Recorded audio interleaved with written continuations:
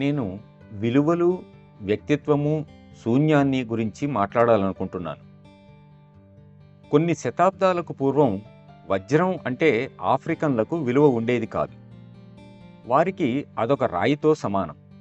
వారి దృష్టిలో పెద్ద 900 క్యారెట్ల వజ్రం కంటే కూడా జొన్నలు చాలా విలువైనవి. ఎడారిలో దాహంతో అల్లాడిపోయే వ్యక్తి అరగ్లాసుడు నీళ్లకు దేన్నైనా ఇవ్వడానికి సిద్ధంగా ఉంటాడు.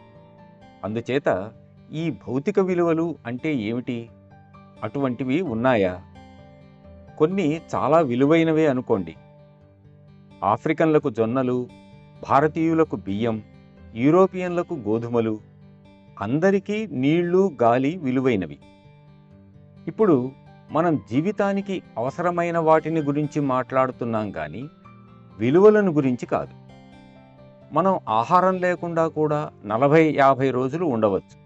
నీళ్లు లేకుండా 3 రోజుల కంటే ఎక్కువ ఉండలేం. గాలి లేకుండా బ్రతకలేం.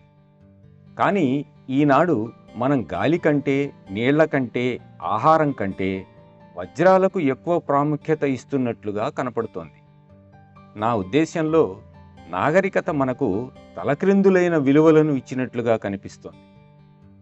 ఈరోజు ఆధునిక నాగరికతలో, ఆధునిక వైజ్ఞానిక పరిస్థితులలో వజ్రాల కోసం, బంగారం కోసం నీళ్లని, గాలిని కూడా కలుషితం చేశాం.